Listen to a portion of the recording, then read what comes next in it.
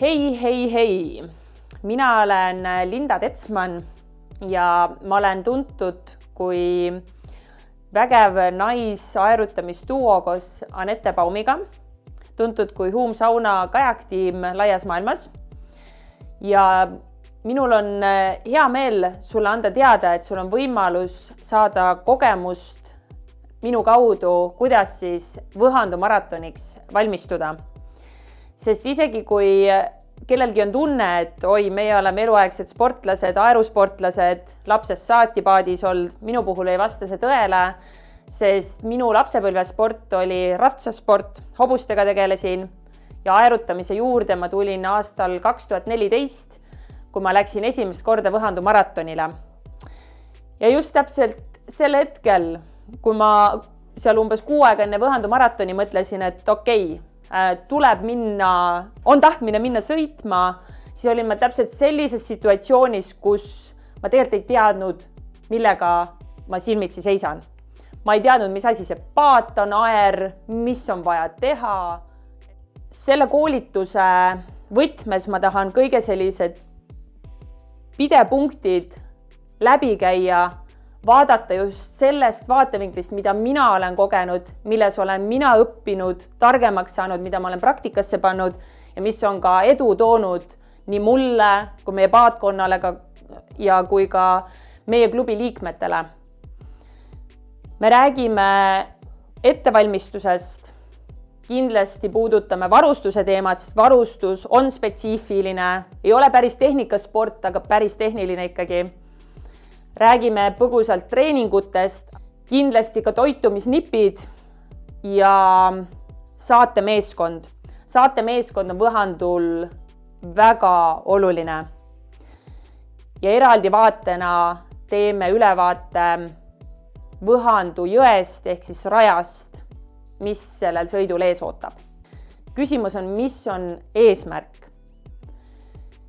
Minul on olnud Võhandu maratonil erinevatel aastatel erinevad eesmärgid. Üks põhiline eesmärk, mis on alati kõikidel aerutamismaratonidel olnud, on ja jääb, on tervelt finišisse jõudmine. See on number 1 eesmärk. Ehk siis füüsiliselt, vaimselt terve ja varustus on terve. Teiseks olen mina koos Anetega võtnud eesmärgiks sõita ikka võidu ja võtta oma paadiklassi võit. Vastavalt, kas me oleme süstaga peal või oleme kanuuga peal või mine tea, millega veel tulevikus on. Kolmandaks on olnud näiteks võimalikult kõrge positsioon või tulemus siis üldarvestuses. Oleme pürginud seal ka päris kõrgele ja hasarti see tekitab. Ja alles siis, kui näeme, et olud soosivad, mis tähendab, et on kõrge veetase, veevoolu hulk on suur, saab tulema kiire sõit, siis me hakkame rääkima rekorditest, kas isiklik rekord ajaliselt, kas paadiklassi rekord üldises mõttes võistluse kontseptsioonis. Et niimoodi need eesmärgid vaikselt üles saab seatud. Nüüd on küsimus, mis on sinu eesmärk? Kas on see näiteks ka finišisse jõudmine? On see finišisse jõudmine enne pimedat? Võhandu maratoni läbimiseks on aega 24 tundi. Pime aeg tuleb peale seal ühel hetkel. Või on su eesmärgiks enda varasemat tulemust edestada? Sõita kiiremini, sõita parema enesetundega kui varem? Või on su eesmärk edestada, olla naabrist parem, edestada kolleege? Täiesti vaba valik, see on individuaalne. Ettevalmistusest küsimus, mida saan ära teha täna, kui me mõtleme, et Võhanduni on jäänud X arv päevi. Teadvustada endale, et Võhandu kontekstis meil toimub Võhandu aprillikuuses. Ilm on vaheldusrikas ja see, millises konditsioonis meie sinna võistlusele või siis maratonile ka peale lähme, mõjutab meie kogemust palju. Tasub vaadata sisse siis, milline on füüsiline tervis. Kas on sul vigastusi, kas su võimekus kestvalt, aeroobselt, sellise rahulikus tempos liikumine on jõukohane, et see tasub enda jaoks ära kaardistada.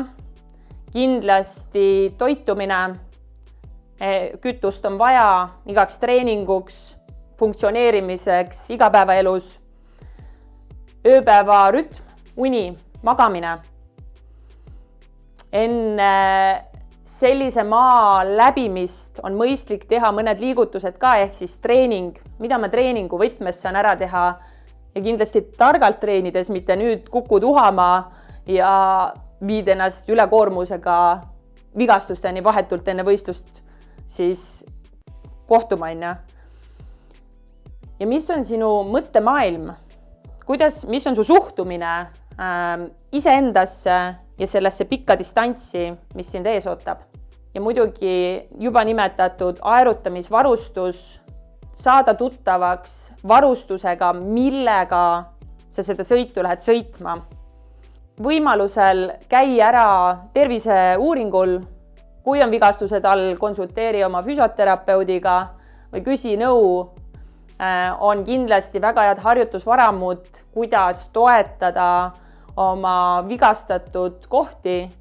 Ise spordis olles olen teinud neid hommikuid, kus siis sikutangi kummilinte ja pühendangi 20 minutit hommikuti selleks, et minu küünarliigese sektsioon oleks näiteks tugevam ja peaks sellele sõidule hästi vastu. Kuidas hallata vaimset pinget, mis võib tekkida? Et selliseid häid mõtteid natuke kaasasid, et kõigepealt mõtle, et see on võistlus ikkagi iseendaga, siis rajaga ja alles siis ajaga. Et iseendaga just, kuidas sa iseennast tunned, rada, kuidas sa suudad ära kaardistada, kus sa jõel pead paiknema ja just ka selles eesmärgis, et mitte varustust lõhkuda ega ümber käia. Ja siis aeg on ju, et võistluse peakorraldaja Hillar Ilves on ka öelnud, et tegelikult on ju tempo see, mis tapab, et kui sa lähed rahulikult läbima, siis see intensiivsus ei ole nii suur ja koormav sinu jaoks. Ettevalmistava osana on märksõnaks kindlasti ka magamine, uni. Aga ma räägin just sellest viimasest õhtust, öö enne Võhandu maratoni päeva, reede vastu laupäeva siis. Küsimus on selles, et kus sa ööbid? On see privaatne või avalik ruum? Kuidas sa suudad hallata mõtteid, mis hakkavad pähe tulema? Kõik see mass, inimesi palju, varustus, rada. Minul on olnud nipiks, et paigutada neid mõtteid näiteks kujutletavasse riiulisse. Ja üks selline abistav mõte on vast varem, mitte viimasel õhtul enne Võhandut, aga just varem, näiteks nädala alguses, Võhandu nädala alguses, visualiseerida, kujutleda ette seda Võhandu sõitu. Varustusena on Võhandu maratoni listis juhendis välja toodud kohustuslik varustus ja soovituslik varustus. Reegleid on Võhandu maratoni juhendis mitmeid. Soovitan selle juhendiga kõigil personaalselt ka tutvuda, eriti kui sa oled esimest korda seda sõitu sõitma. Märksõnadena ma toon siit välja kindlasti selle, et ohutusvest. Ohutusvest on kohustuslik Võhandu maratonil ja see on põhjusega, sest et kui sa ümber käid, et sa sinna vee alla nii sujuvalt ei jääks, on ju, ja ohutusvesti pluss on see, et Võhandu külmal ajal on natuke soojem endal olla ja hea vesti külge, kus on taskud, saad sa lisavarustust panna. Enda batoone, söögimaterjale, ka telefoni näiteks, sest et telefoni kaasas kandmine on ka teema, pakendada see veekindasse kotti enese külge. Nüüd kiiver. Kiiver on Võhandu kontekstis soovituslik. soovituslik, täiesti tasub kaaluda. Ise küll me ei ole kasutanud kiivrit sellel sõidul, on muid maailmasõite, kus on kohustuslik kiiver ja kiiver ongi peas. Aga Võhandu maratonil on ka veskitammid ja kivised kohad, kus on olnud juhtumeid, et lüüakse pea ära ja on katkestamisega tulnud sellepärast, et seda tasub kindlasti enda jaoks läbi mõelda. Ja pimedus, kui me rääkisime, et finišisse võiks jõuda ikkagi valgel ajal, siis pimeduse vastu aitab on ju valgus.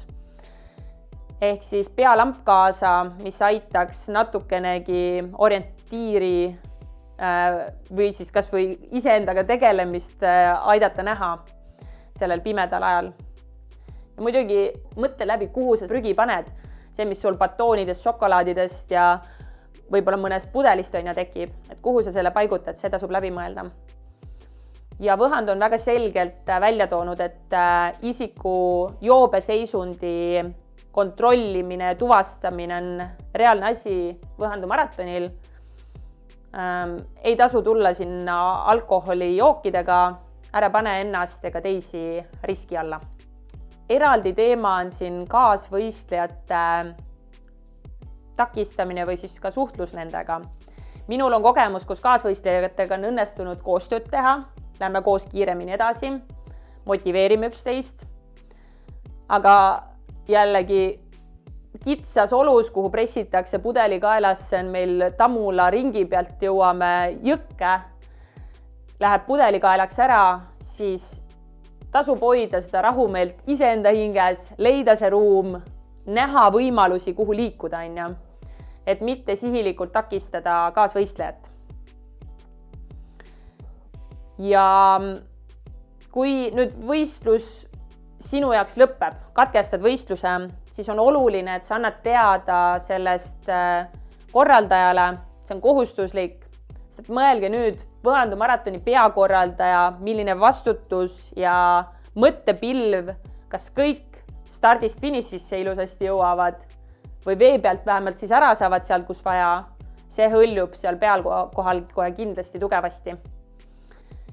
Võhandu maraton on koostanud soovitusliku varustuse listi, mida siis paadis endaga kaasas kanda, mis on väga asjakohane. Juba mainitud mobiiltelefon, mis on pakitud veekindlat või siis on veekindel telefon ja seda kanda enda küljes, sest kui oled kõik ülejäänud varustuse kaotanud, eemaldunud oma paadist, siis on sul vähemalt telefon, millega sul loodetavasti on võimalik ühendust võtta.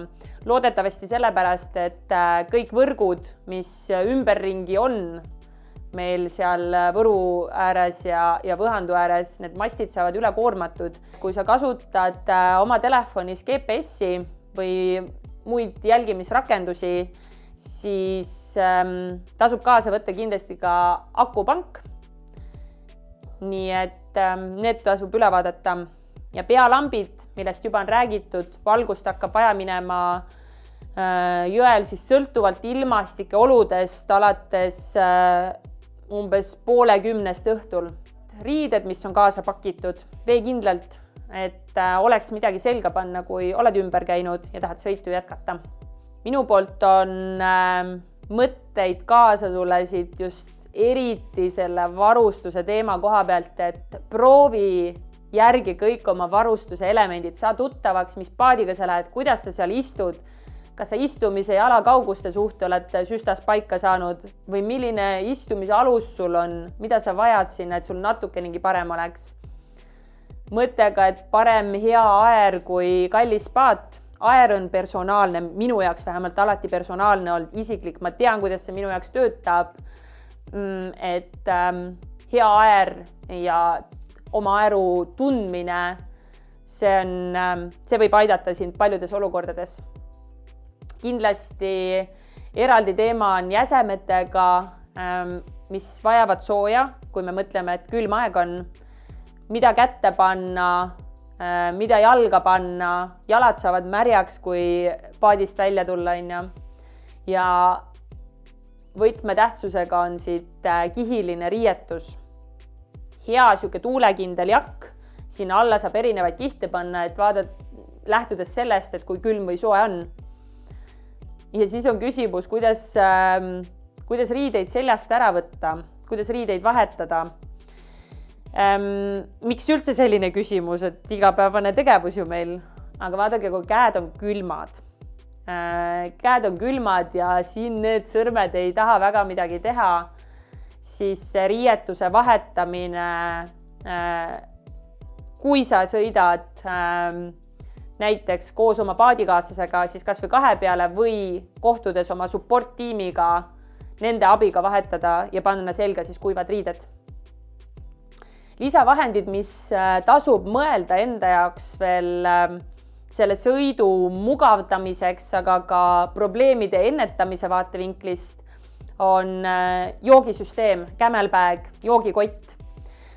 Camelbagiga nii, et sa saad lihtsama ligipääsu joogile ja sa ei lükka edasi seda joogitarbimist. Siis kaasa tasub võtta väga hea teip, Gorilla teip või korralik MacGyver, kuivatusrätik kuivkotis. Keha kaitseks näiteks Kineose teip, aga oma selline väike meetpakk tasub kindlasti läbi vaadata.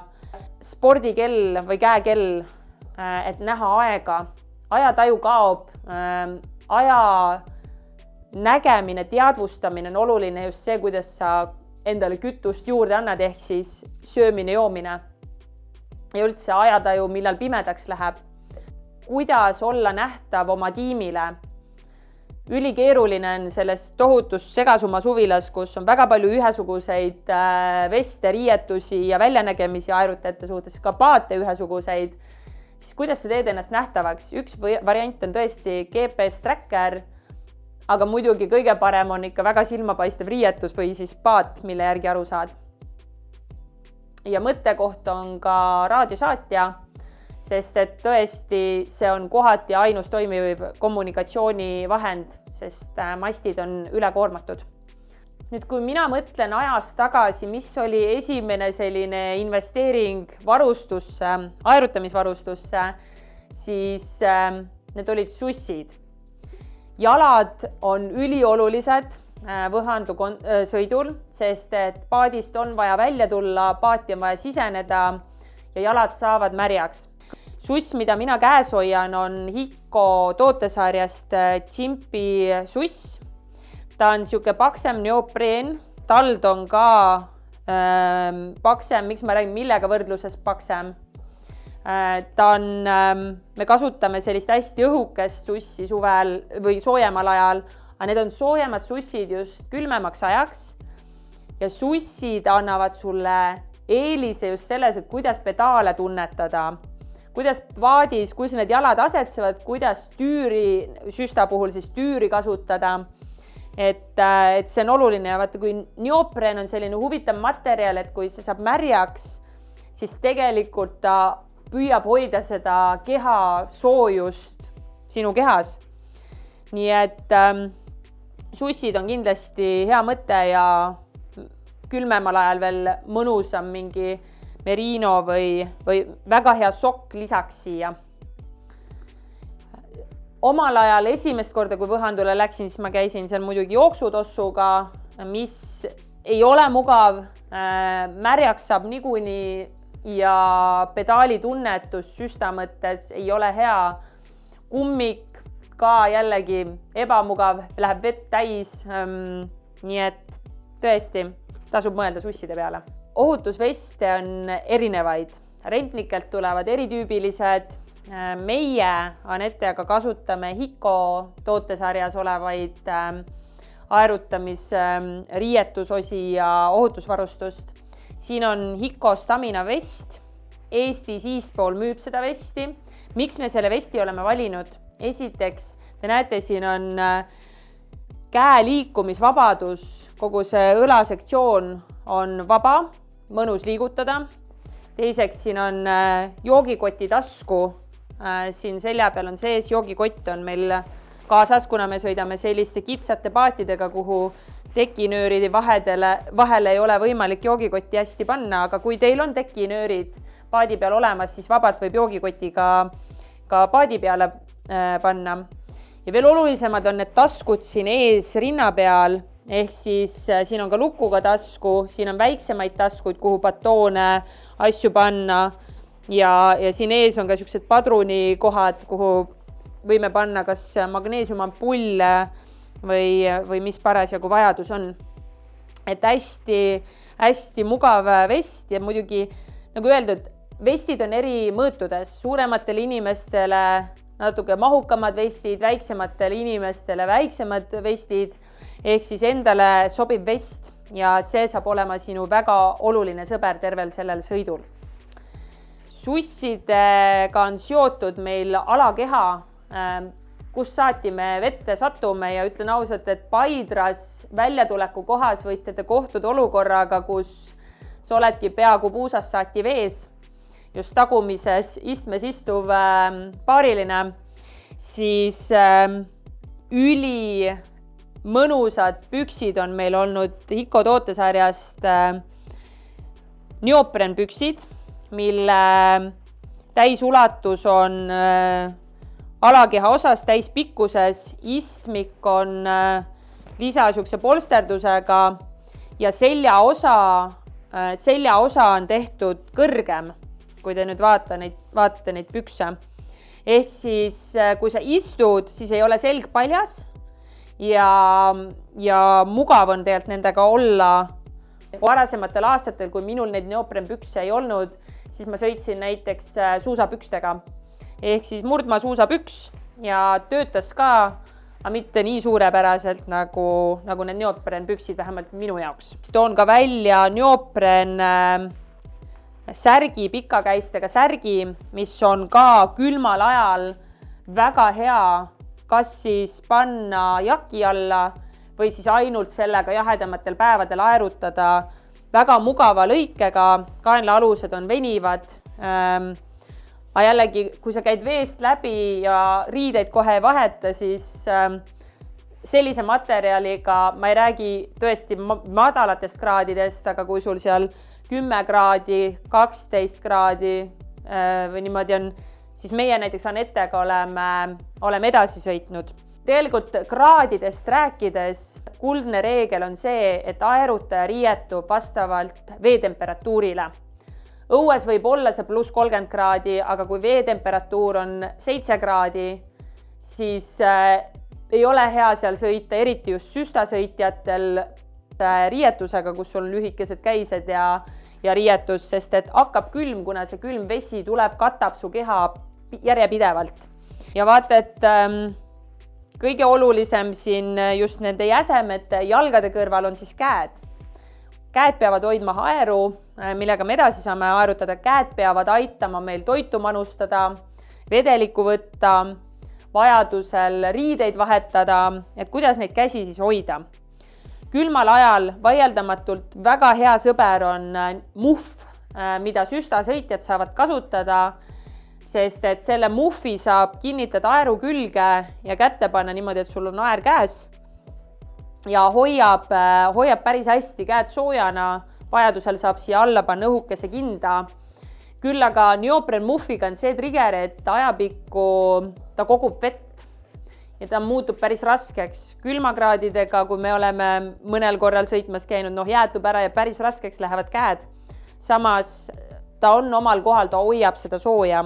Õhukese muhvi eelis on just see, et ta on hästi õhuke, ta on kerge, aga ta kaitseb tuule eest. Ehk siis külm tuul, mis käte peale hakkab puhuma, selle eest kaitseb super hästi. Väga mugav seda kätte ei ole panna, oleme kasutanud suud, oleme siuke natuke võtab aega, et kui sa ikkagi võidu sõidad, siis on neid, ei ole mugav kätte panna, samas pika aja peale on väga head. Erinevaid kindaid on turul olemas, kindlasti erinevaid arvamusi, erinevaid kogemusi, eelistusi ja nii edasi, aga mida meie Anetega oleme kasutanud just ekstra pikkadel sõitudel, et kuidas siis nende kätega on, kui villi nad siis lähevad. Pikkadel sõitudel me räägi võhandust, aga teilegi võhandu jaoks võib olla teema üks õhukene töökinnas, mis on hästi käe ümbert mitte nii, et ta pigistaks, aga ta oleks ümber käe niimoodi, et ei tekiks lisakortse siia kuskile peopesadesse, siis sellised kindad hoiavad käsi päris hästi. Ja mida me läbi kinda otsime, on tegelikult see nakkumine või aerutunnetus, et kuidas sa aeru käes hoiad. Üldine eelistus on üldse sõita palja käsi meil, sest et siis me tunnetame aeru kõige paremini, aga samas see kinnas on ennast õigustanud. Ja mida siis nüüd kanuuäärutajad teevad? Eks me ise ole ka kanuud sõitnud või siis rahdisõitjad, et kui sa ei saa panna muhve kätte, siis meil on toiminud suusakindad, murdma suusakindad. Olen ise sõitnud erinevate mudelitega, üks on selline sõrmikkinnas, aga on toiminud ka täiesti labak, et hoida käsi soojas ja siis sa saad mõla vahetada erinevas suunas. Riietuse üks väga oluline osa on ka peakate. Mõeldes sellele, et erinev ilmastik võib terendada, võib palju päikest ka terendada võhandul, täiesti reaalne asi, siis on väga hea kasutada nokamütsi. Nokamütsi alla on võimalik panna näiteks peapael, puhv või õhuke müts. Aga miks nokamüts just? Nokamüts sinu silme ees hoiab ära liigse valguse, teiseks ta ei lase sademetel otse silma tulla ja vajadusel sa saad jahutuseks ka nokamütsi hästi vette kasta, uuesti pähe panna, et sellist leevendust saada. Külmal ajal on meil olnud õigustunud neoprenmüts. Neoprenmüts on jällegi, kui ta märjaks saab, siis ta hoiab meie keha soojust meie juures, Küll aga üks miinus on, kui sa neoprenmütsi pähe paned, siis sa ei kuule hästi enam. Et sellega tuleb ka arvestada. Pealmine kiht aerutamise mõttes, jakk, mida ma käes hoian, on vaieldamatult minu lemmik. See on Ramble jakk Hiko tootesarjast.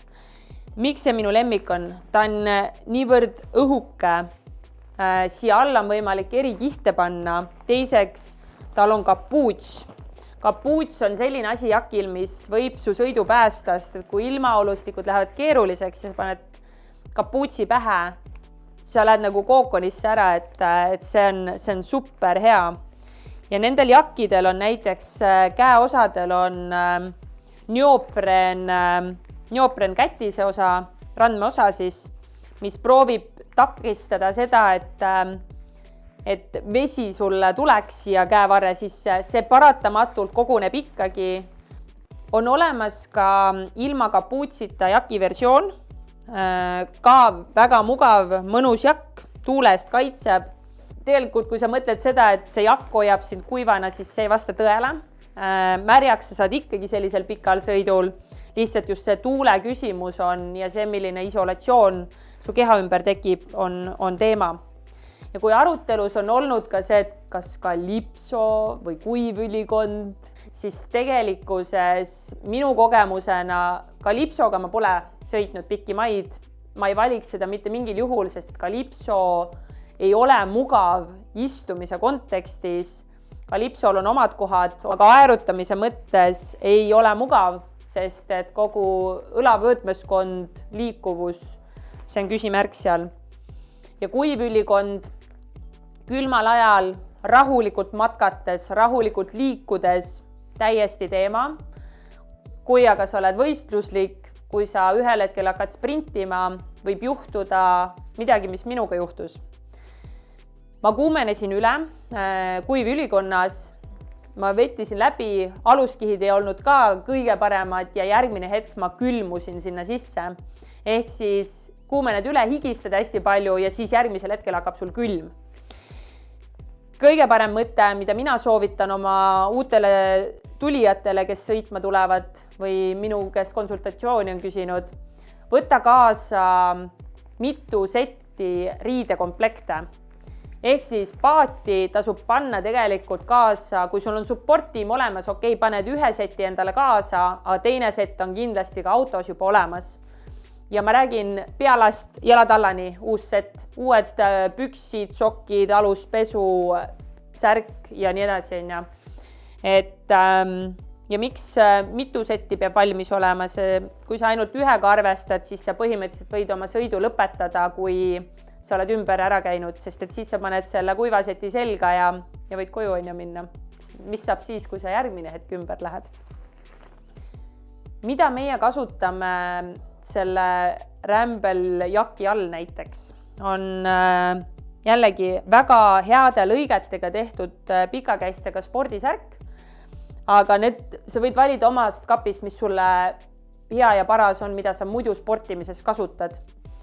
Ja kui sul tegelikult sellist Ramble jakki ei ole, mida ma näitasin, siis sobib ka niisugune tuulekas või kas või veekindlama tekstuuriga jakk, mis niisuguseks pealiskihiks sobib.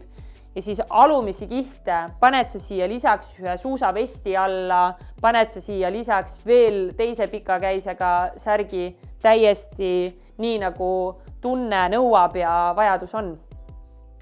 Nagu öeldud, kuivade riiete sett kaasa kuivalt pakitud ja näiteks ka teip ja kuivatusrätik kuivalt pakitud, siis selleks kasutame kuivkotte. Meil on 2 tüüpi põhiliselt olnud oma kuivkotid. Üks on selline sinine, mis selle mõte on, sa paned asjad sisse ja sa rullid siit niisugune 3 rulli teed ja sa saad selle lukku panna. Ja vaadake nüüd, kuna siin ei ole sellist transparentit läbipaistvat osa sellel kuivkotil, siis me oleme siia pannud sildid külge, et me teaks, mis siin sees on.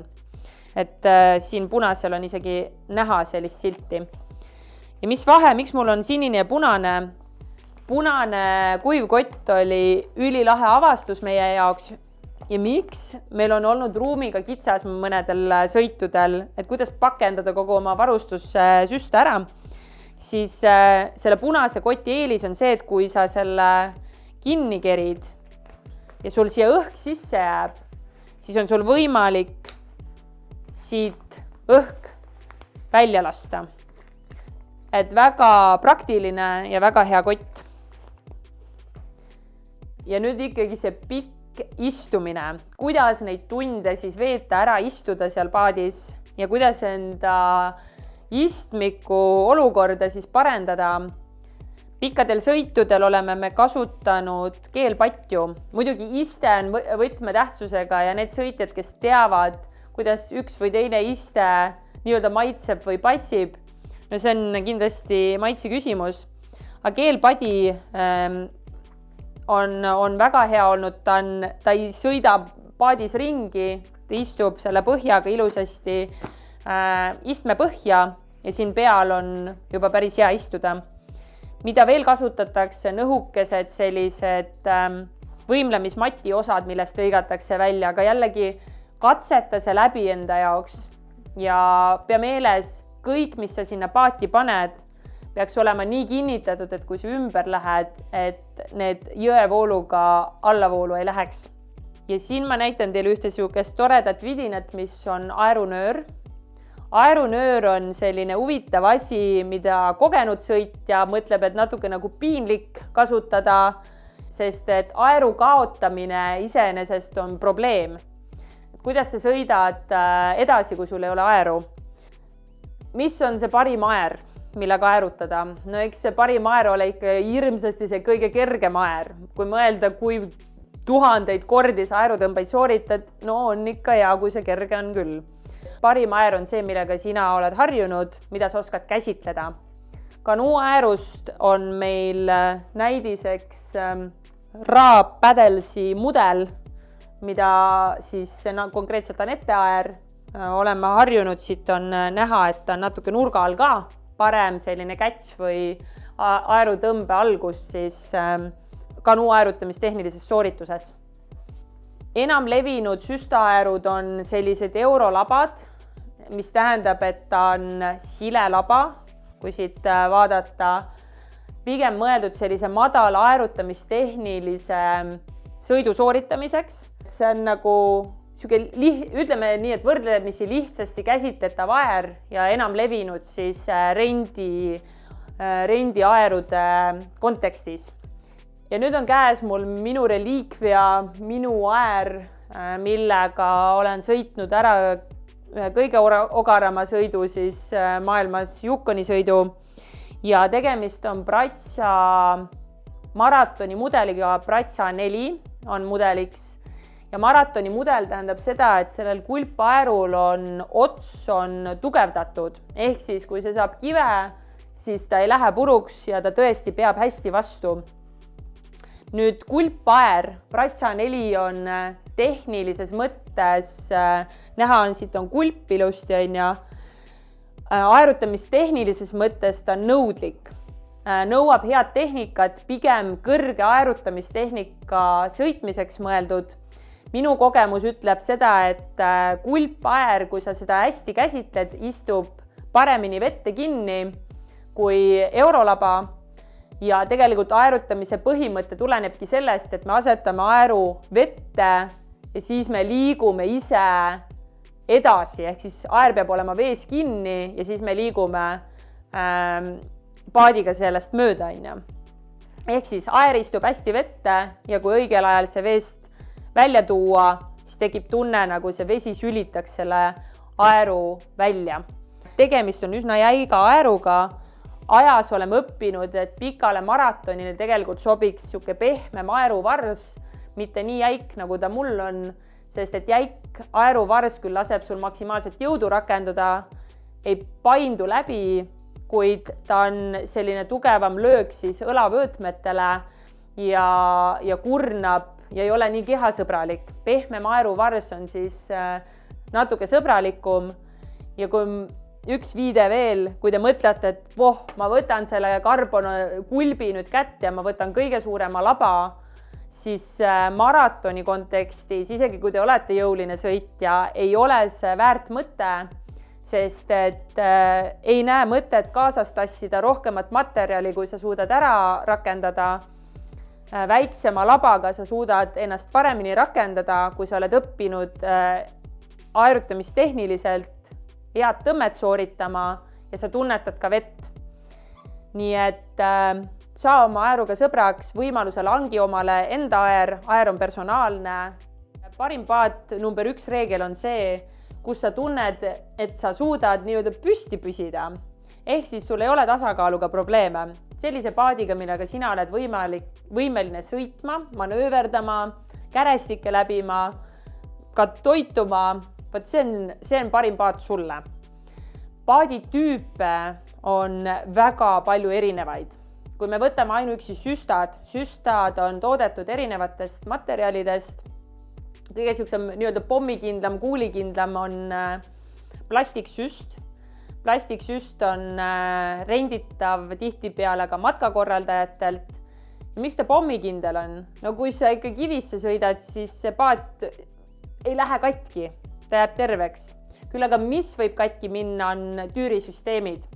Kahestel paatidel on tüür just selleks, et paati juhtida. Ja mõned tüürid on sellise juhtimissüsteemiga, mis on plastikust, on pehmed. Ja siis on meil tüürisüsteeme, kus on jalaplaat sees võistlussüstades, mis on tugevad, kus me saame rakendada maksimaalselt enda keha ja enda jõudlust, mida me genereerime jalgades siis. Nii et ja kui me võtame nüüd need natuke kiiremad süstad, kus see kiirus tuleb? Tuleb süsta kujust, mida kitsamaks läheb, seda kiirem ta on klausliga, et sa suudad ennast maksimaalselt seal rakendada. Tasub aru saada, millega sa sõitma lähed ja kui sul väga palju kogemuse korjet ei ole võtagi see stabiilne alus, kus sa saad endaga tegutseda ja toimetada.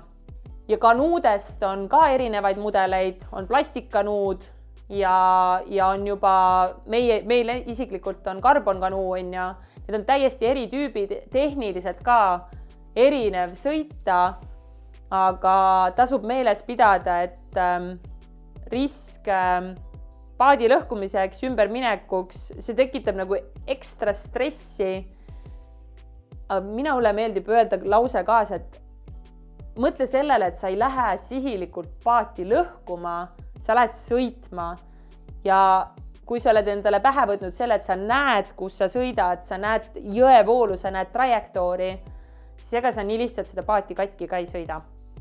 Nii et saa tuttavaks oma paatidega ja kõik ei pea kohe esimese aastaga tulema. Paadid on ajas muutunud, kogemus on kasvanud, kehatunnetus on muutunud, arenenud.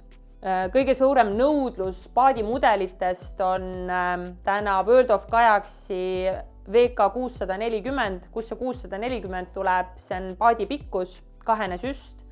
See on stabiilne süst, see on mudel, millega meie käisime ka Yukoni võistlustel.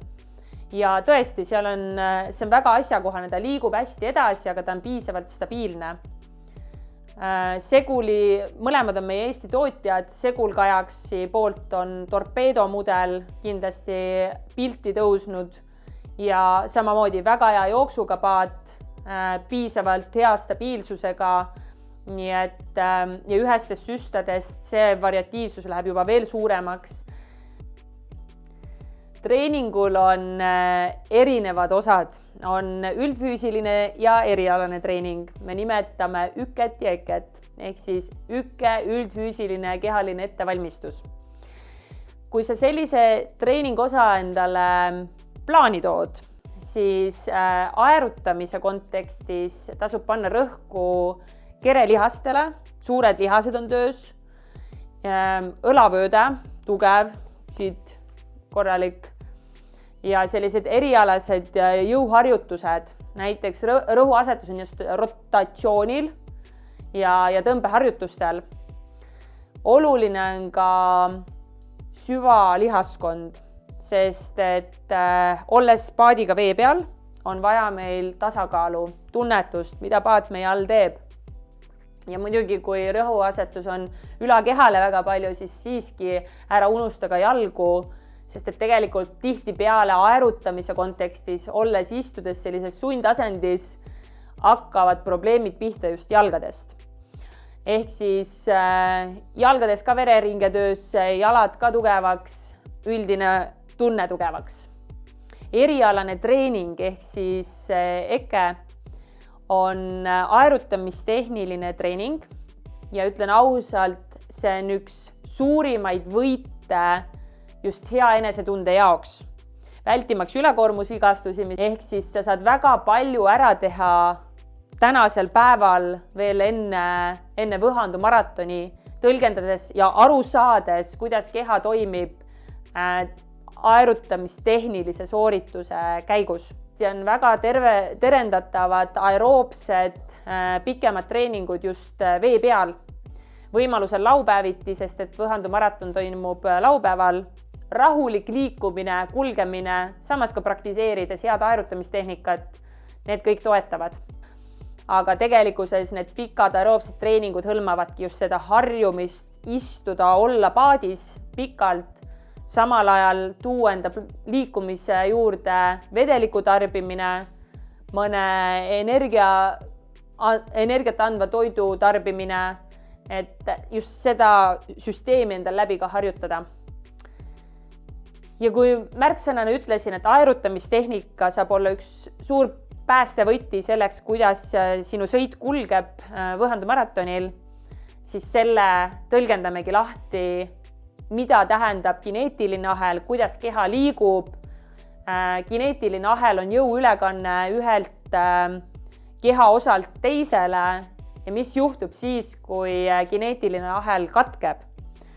Juhtub see, et ahel läheb lühemaks, jõudlus on väiksem ja kui me hoiame kramplikult mõnda kindlat kehaosa, siis paratamatult hakkab see meie süsteemis häiruma, vereringlus ei toimi hästi ja läheb olukord ebamugavaks. Ehk siis, kuidas ennast täies keha ulatuses liigutada nii, et säiliks ja suudaksid leida mõnusa tunde aerutamise käigus. Aerutamises on oluline just kehaasend, kuidas sa saad maksimaalselt ära kasutada suuri lihaseid, kasutada jõu genereerimiseks ja mitte koormata ülemäära käsi. Nagu videost näha on, aerutatakse ainult kätega. Puudub jalgade ja kere kasutus. Efektiivne edasi aerutamine tuleneb sellest, et me kasutame kogu keha. Aerutõmme algab sellest, et me survestame jalaga jalapedaali peale. See peegeldub edasi puusa, sealt edasi keresse ja nagu näha, siis tõmme sooritatakse läbi suurte lihaste. Käed teevad minimaalse töö, kuigi oluline roll on aeru väljatoomisel ja tõmbe alustamise sooritamisel. Kui me kaldume külgedele, on meie paat ebastabiilne ja me raiskame energiat. Aerutõmbel tuleb hoida käed võimalikult stabiilses liikumises, ehk siis kui nad ülesse liiguvad, jällegi sa raiskad energiat ja aerutõmme on ebastabiilne ning lühike. Ette koogutamine, sa surud paadi vette kinni, ehk siis sa teed enda elu raskemaks. Ole stabiilne kerest. Laskudes sellili on tõmme lühike ja väga tugevad kõhulihased on vajalikud sellises asendiks sõitmiseks. Käsi, mis on üleval, ehk siis ülemine käsi, ei peaks suruma hooga ette, tihtipeale ta läheb ülesse nagu näidatud, vaid sirutus toimub ette siis, kui aer on välja tulnud veest. Sa tahad võimalikult ette välja sirutada varvaste juurde. Ehk siis aeruta läbi kere, jalg, puus, kere ja käed hästi stabiilsed enda silme eest läbi ja saadki efektiivselt sõitma. Kui te sõidate kaheses paadis või teid on seal 8 raftis või üldse mitmikud paadkonnad, kui sa ei sõida soolot üksinda, siis kindlasti tasub mõelda selle peale ja leida võtmena just kommunikatsioon. Tehke koos check-up'e. Kas tempo on okei, kas oled joonud, kas oled söönud, kuidas enesetunne on, motiveerida, koos lähme edasi. Okei, on raske, läheb varsti paremaks. Ja muidugi võistlustrajektoor, Võhandu jõe trajektoor, seal on kohti, kus ees olev sõitja näeb paremini, mõnikord näeb tagapool olev sõitja paremini, ehk siis trajektoori läbi põrgatamine, et kust minna, kuhu sihtida oma suund. Täpsustage seda koos. Et olgugi, et üks paatkonnas näiteks tüürib, siis tegelikult kõik koos juhite seda paati või alust, mille peal te olete. Proovige sõita võimalikult ühes rütmis. Ehk siis esimene võtab aerurütmi, kui vasakult poolt toimub tõmme, teine tõmbab ka vasakult, et ühtne rütm, ühtne sünkroon, see on kõige sujuvam liigutus paadile siis. Paadist väljumise ja sisenemise tehnika on tähtis, sest et selliseid ümberminemisi poolenisti kehaga vee sees neid hetki seal terendab, kui sa ei mõtle seda läbi, kui sa ei ole kannatlik. Siin sa saad abi paluda oma saatemeeskonnalt, kellel on võimalus stabiliseerida kas sinu süst, kanuud, ühesõnaga sinu paati või alust. Ja süsta puhul me kasutame põllesid. Näiteks saatemeeskond saab aidata selle põlle kokpiti peale panna, sest et kui on külmad ilmad ja käed on juba kanged, siis seda põlle ei ole väga lihtne peale uuesti panna. Ja rütmiliselt, kui on näiteks kahene paatkond, siis kui on tõesti võistlussõitjatega tegu, siis käib see kõik ühes rütmis väga kiiresti. Aga kui te lähete esimest korda sõitma, siis tasub see osa rahulikult teha kindla peale, niimoodi, et saab üks ära istuda, saab teine ära istuda, kommunikatsioon, oleme valmis liikuma, selge, lähme. Nii et kiirusta rahulikult. Räägime nüüd natuke ka nippidest, kuidas aega võita. Ja võib-olla isegi mitte niivõrd võita, aga kuidas sellist ühtlast liikumist hoida nii hästi, kui saab. Number 1, siuke base, ehk siis baas, vundament on see, et hoolitse oma keha ja enesetunde eest. Kui sul on hea enesetunne, siis sa lähed lepase reega edasi, kui kuskilt hakkab kakkuma, valutama, hakkavad need painijad pihta. Ajavõidu mõttes on märksõnaks kindlasti see, et aer pidevalt töös. aer pidevalt töös just selles mõttes, et isegi, et sa hoiad ühtlast rütmi, keha on liikumises ja toitumise sa teed vee peal liikudes ja see on regulaarne. Ehk siis tasub lähtuda mõttest, et põsed punni ja on aega mäluda, et ülevedudel on ka toitlustuspunktid olemas 2 kohas, on Leevil ja Leevakul. Muidugi võib ka sealt võtta pakutavat toitu, aga jällegi kindlam on võtta kaasa oma toit, olla veendunud, mis sa ise sööd, millega sa oled harjunud ja mitte pikalt jääda sinna kuskile soojatelkidesse või toitlustustelkidesse. Kindlasti on sealt päris raske liikuma saada, aga kui sa lähed juba vee peale ära, vaikselt hakkad sööma, nosima, siis sa oled jõe peal, vesi voolab, vesi liigub, sa lähed kogu aeg edasi. Toitumisnipid, mida meie kasutame harjutamismaratoni ajal, on selline baasreegel, et 10-15 minuti jooksul jook, vähemalt 1 lonks, 2 lonksu, 3 lonksu ja jook just, mis on iseenda jaoks okei. Tavaline vesi võiks olla pigem mineraalidega, sooladega, midagigi, mis aitab sul talletada ka seda vett kehas, mitte nii, et sa pead kohe põõsasse minema pissihädal. Ja toitumine, sööme midagigi, on see banaan, on see võileib, on see mõni batoon. Iga täistund on meil olnud eesmärgiks ja on väga hästi töötanud meie sõitudel. Pikematel sõitudel meie kontekstis on need pikemad sõidud seal üle 200 kilomeetri ja niimoodi, siis me vaatame sisse juba soojale toidule. Kui sa esimest korda sõidad ja on külm ilm, siis tegelikult soe toit, soe jook on see, mis sind toetavad sellel sõidul. Energiakeelid, mis näppu satuvad ja müüakse ja hea mõte, et see annab mulle hea boosti. Et kui sa energiakeeli varem söönud ei ole ja sa mõtled, et sa haarad selle endale võhandule kaasa, siis selle mõtte laidan ma küll maha. Tasub läbi proovida, vaadata, mis see sinu kehaga teeb, kuidas su keha reageerib ja kuidas sa selle endale vastu võtad.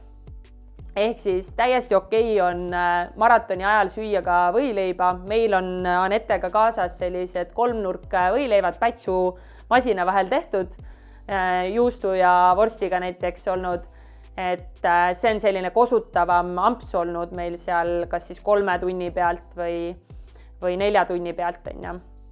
Ja mis on veel meid kindlasti aidanud, on vedelmagneesium ja soolakapslid. Vedelmagneesium on koos mineraalidega. Krambid võivad olla teema, eks kui tõesti krambid painavad, tasub sellega varem pikem magneesiumikuur ette juba teha, aga soolakapslid ka selles mõttes, et samamoodi krampide vastu ja vedeliku hoidmisel keha sees on meie jaoks tõesti väga hästi töötanud. Võtta kaasa võhandule enda saatetiim, oma support ja räägi läbi ka rollid, mis on need ülesanded.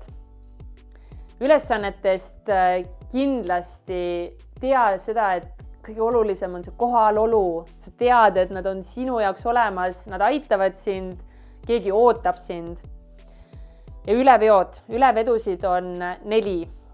Paidral, mis on 30 kilomeetrit stardist, siis tuleb meil Leevi, kus on ka toitlustuspunkt, Leevaku, kus on samuti toitlustuspunkt ja Räpina, kust on jäänud siis 9 kilomeetrit lõpuni ehk siis saba ots sellest võistlusest. Ülevedudel saab siin saatemeeskond aidata paadist välja tulekul, paadi kandmisel ja paati sisenemisel. Samuti anda sulle lisatoitu, lisavedelikku, joogipaunad ära täita. Saatetiimil on võimalus hallata info välja, mis on tegelikult võistlejaks väga suure tähtsusega ja põnev. Kui sa oled seal, tõmbad neid lõputud aerutõmbeid ja mõtled, kaugel see järgmine sild on, kaugel on mõni konkurent või sõber, kuidas teistel läheb, kuidas iseendaga hakkama saada, siis ongi just see suhtlus oma support tiimiga, oma toetustiimiga, mida sina vajad esiteks, mida sul järgmises punktis vaja on, et mida nad sinna tuua võiks. Saate tiimil on võimalus siis jälgida ka GPS-i, teada, kus on võistleja, olla tema jaoks olemas. Ergutamisel on tõefaktor see, et võistlejal läheb selg sirgemaks, kui ollakse publiku nägemisulatuses. Kui te seda varem ei ole kogenud, siis seda te kogete kindlasti kohe ja see tunne, et sa ei tee seda ainult endale, vaid sul on oma üksus kaasas, elatakse kaasa ühine saavutus. Kuidas valida trajektoori? Niisugune kuldne kesktee on, et sõida jõe keskel, kuigi alati ei pruugi olla kõige kiirem vool just jõe keskel, see sõltub jõe põhjast ja tasapinnast, kuhu see vool läheb. Ja kurvides laias laastus on teadmine, et kurvi väliskurvis on siis voolu hulk kõige suurem, mis viib sind kõige kiiremini edasi. Jällegi, kui sa ei juhi paati väga hästi, siis ei tasu sinna täiesti väliskurvi sõitma minna, sest et seal kipuvad olema ka oksad ja oksa alla ennast kinni sõita ei ole teps mitte tore asi. Ehk siis sellist jõe laiuse mõttes kurvi läbimisel mina olen otsinud siukest, eriti siis, kui mul veel nii palju kogemust ei olnud ja veelugemisoskust ei olnud, otsinud sellist 1/3, et kui ma jagan jõe 3, siin on esimene, teine, kolmas on ja siis esimese 1/3 peal, kui mul kurv vasakule keerab, proovin mina paikneda, oma paati juhtida. Ja tagasipöörde kurvikohad, mis terendavad võhandul, moodustavad sellise seisva veetasku kurvis, kus sa võid kogeda niimoodi, et sa sõidad ennast taskusse kinni, see võtab paadinina kinni ja siis kipub kuidagi see paat tahtma ümber minna justkui allavoolu suunaga, põhjendatud põhjusel ka sa sõidad nina kinni. Ja kui sa vastupidist kallatust ei tee, siis oledki ümber. Kuidas saada aru, et midagi on vee all peidus, mille otsa sa potentsiaalselt võid sõita enda aluse kinni või lõhkuda? Kui sa ikkagi näed, et on sile vesi ja sealt tekib mingisugune vee erisus, mingisugused mullitamised või vesi natuke vahutab, siis ära sinna mine sõitma, proovi sellest kohast hoiduda. On ka selliseid pimedaid kivisi, mis tekitavad siukse hästi sileda neelu, mis on minu siuke pime punkt olnud. Õnneks Anette on seda näinud, et hästi tähelepanelik tuleb olla ja koostöö, kas siis kellegagi koos, kellega sa liigud parajas sektsioonis või oma paarilisega on kaardistada ära just, et kus on need kivid, kus on oksad. Objektide mõttes, kui sa ennast kalda äärde kinni sõidad ja seal on mõni hea oks, millest tahaks hirmsat moodi kinni võtta, ära võta. Vool kannab sinu paati edasi ja kui sina ripud seal oksa küljes, siis sa lihtsalt lähed ümber. Võimalusel kasuta alati aeru, proovi sellest olukorrast välja nügida ja minna uuesti liikvele. Kui millegi pärast vool viib su saba allavoolu, siis sa stabiliseerid ennast ära, sõidad jälle allavoolu, lased nina vaikselt alla ja sõidad edasi. Eks see kõik ole praktika küsimus ja tasub võtta need kogemused ette, kui kas või paadirentnikud pakuvad sulle, et lähme ühissõidule, lähme tutvume varustusega, lähme tutvume jõeoludega, kas või teistel jõgedel. Olulised tähelepanekud võhandu nädalavahetuseks. Kindlasti säti valmis kogu varustus juba reede õhtuks, et vajadusel käi pärastlõunal või lõuna ajal tee mõni test veel Tammula järve peal, vaata, et sul oleks paadis iste, pedaalid, asjad kõik paigas, nii nagu sa oled tahtnud. Ja nüüd võistluspäeval, laupäeval ole varakult kohal. Meid tuleb sinna tuhandeid inimesi. Võistlemas on ligemale 2500 võistlejat või rohkemgi ja pluss veel saateautod. Meie oleme tavaliselt kohal kell 6 hommikul. Tundub päris vaikne, aga see läheb minutitega kihama kõikidest sõitjatest. Ja mõeldes, et rakendunud on stardikoridorides startimine, siis tutvu sellega, millises stardigrupis sa sõidad ja mine juba varem vee peale, et sa saaksid positsiooni hästi sisse võtta. Et sa ei jääks jalgu ka esisõitjatele, kes kitsaste paatidega ootavad starti ja sõidavad võidu. Sest ei lepi kokku oma tiimiga, kus te üksteist näete. Ja veel tähtsam, tunnusta oma abilisi. See on ühine saavutus tegelikult, ma usun, et sa koged seda sellisena. Ma loodan, et sul oli sellest infost kasu, mis ma sinu jaoks välja tõin. Ja näeme Võhandul!